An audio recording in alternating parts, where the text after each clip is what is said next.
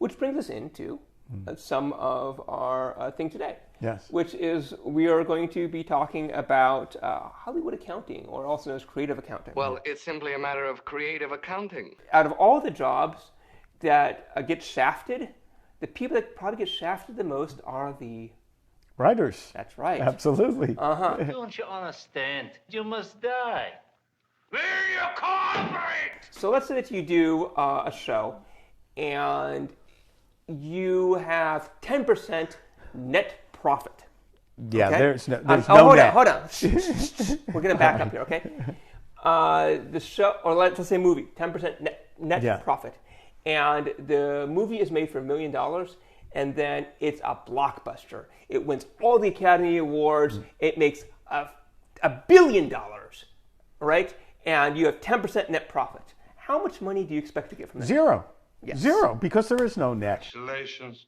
It's the biggest hit on Broadway. Because everything is charged. I've never had on any of the shows I've worked on, I certainly never had net profit. But I've done shows that have been novelized. Mm-hmm. There's been novelizations of episodes of shows. And the books have been published, and so it would still be the studio, Warner Brothers or Paramount, or whoever does their own publishing arm.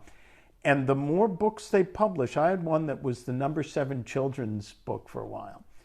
And so it was in the top 10. The more they printed, the less profit there was. Was it the Olsen Twins book? Yeah. It was so expensive to print, apparently. They were running a nonprofit. It was just altruistic. Yes, you know, there's a federal tax and a state tax and a city tax and a street tax and a sewer tax. How much does this come to? Well, I figure if he doesn't sing too often, he can break even. Not only were they charging you for everything, but then they would charge you for charging you. But then they'd charge you for charging you for charging you. And then they'd charge you to write a check that they didn't write because that was the accounting. And it always added up to zero. The more books they sold, the more loss they had. I don't want any interest. I want it in a regular account that doesn't pay anything. And so there's something called the tobashi scheme. So the tobashi scheme was basically what brought down the Japanese economy in the 80s. And essentially what they would do is that if they had a loss on the books, they would start a shell company and then do some creative accounting with that shell company to make it look like an asset. What these shows do is they do a reverse tobashi scheme, where each of these shows, they start up their own company underneath it as a shell company. You don't rent parking spaces for the crew. They cross-charge you for parking at Warner Brothers at, I don't know, $50 a day per car or something. Mm-hmm. Under the right circumstances, a producer could make more money with a flop than he could with a hit. The show is in deficit, and it's designed to be in deficit because they are taking a loss. The money is made in reruns in the second show of it. So let's say the show costs, just to pick a round figure, $1 million. It's going to cost them, or their budget, they say they spend $1 million on an episode. The license fee may only be $650. So Warner Brothers is already taking a loss on it, hoping the show reruns for another big fee. Here's another thing: when they have the commercials that say up next at 8:00, on this show, and then they run that thing, they pay for that on their own network. But they pay for that, right? They cross-charge, and not that they're not entitled to make money, but portions of the studio that don't seem to be money makers are in profit. So parking is in profit at the end of the year. Security has made millions of dollars. Right. Supply, office supplies have made $100 million. Correct. So everything is already in profit from the license fee alone and deficit. So the budget is $1 million. They lose $1 million on paperwork. They get $650 back from the network for the license fee, but they've actually only spent $500 million out of pocket, and that includes actually paying. I'm not saying they're not entitled to make a little profit for parking, but that includes even a little profit for parking. It just doesn't include $100 But the reason that they're doing this is because they want to all the money stays there. They want to cheat all of the artists out of profit sharing. The only reason to do it is so that they don't have to pay anyone their royalties. Gotta think. Mrs. Cathcart, 50%. Mrs. Resnick, 50%.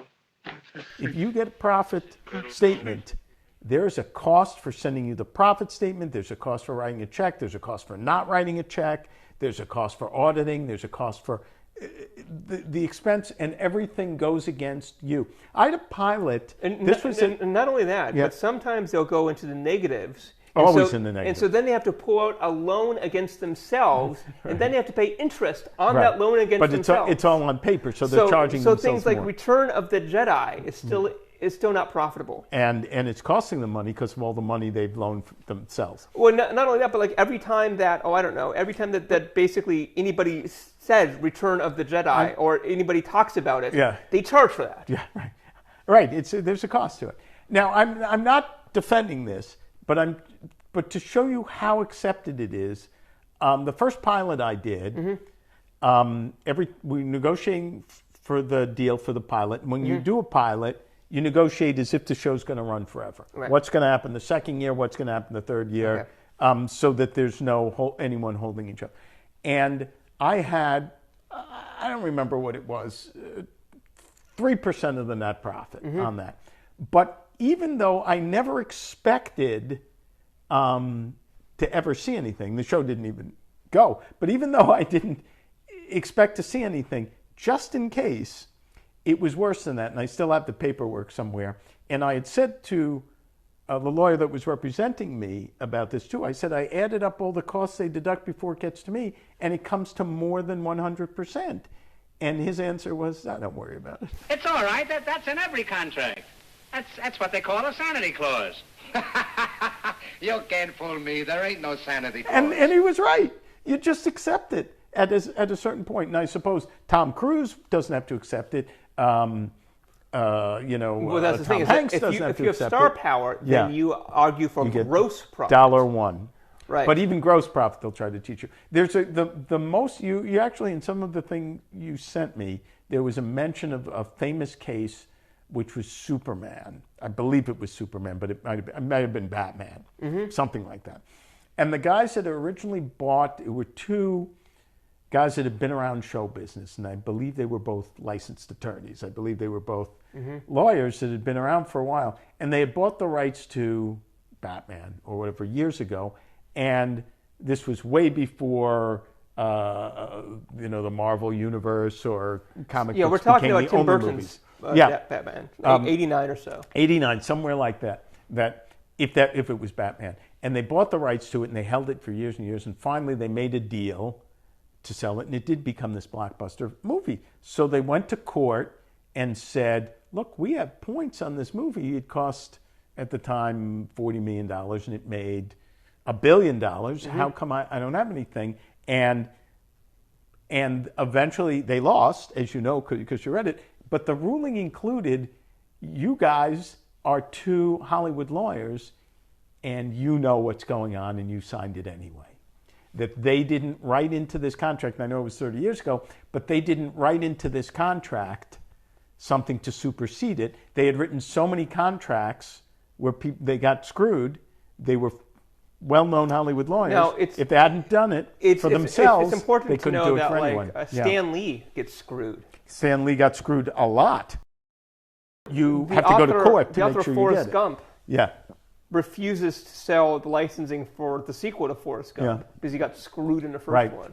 Everyone has to sue. There's another famous case. It was James Garner, and again, I don't know if it was Brett Maverick or A bunch of the people that Rockford did Files. Harry Potter sued. Yeah, you always have to sue. It's kind of accepted that you have to sue. James Garner's famous case, the defense was, hey, he was one of the highest paid actors in TV. We gave him plenty of money. That was the You want to hire a piece of shit cop for $5,000 a week? Cash! What a country, America! But you're supposed to give him more. That was the deal. We gave him plenty supposedly, of money. He got plenty of money. Arnold Schwarzenegger in the Terminator 3, basically, he got paid whether the movie got made or not. Oh, pay or play. And I guess if you are the top billed If you're stars, Arnold Schwarzenegger, you can do that. you can do that. Unless it would be embarrassing for the studio or production company, or it's a well-loved star like Tom Cruise or Tom Hanks or Julia Roberts. They're not going to pay if you don't sue. It's just not. What was the thread that we were looking at? Like the writer of Men in Black? Yeah, and right. Bill He and never, Ted. right. He never got paid. And not only that, but it's not like he was promised, millions of dollars. Yeah. He was promised $50,000 deferred on the original Men in and Black. they still script. haven't paid it. This is like 1996. Yeah. And so it's not unbounded amounts of money. Yeah. It's $50,000, which you might think is a lot of money, but we're talking about Men in Black. We're talking about a movie that made hundreds of millions of dollars. And, And right. they're still too stingy to He cut got him a small $50,000 check. If it hit whatever threshold, he gets $50,000. That hasn't hit it yet. Hasn't made that much money yet. It's just so shady. And usually what happens when you try to sue them is, from what I've read, is that they'll settle out of court because they don't want to open up the books. Oh, pay no attention to that man behind the curtain. So next week, we're going to talk about how people like you fight back against this All right. through unionization. And we'll go into the different kinds of guilds and history then. Oh. And kind of what some of the consequences have been, because there are a number of noteworthy strikes that have happened since then. Yeah. So that's that.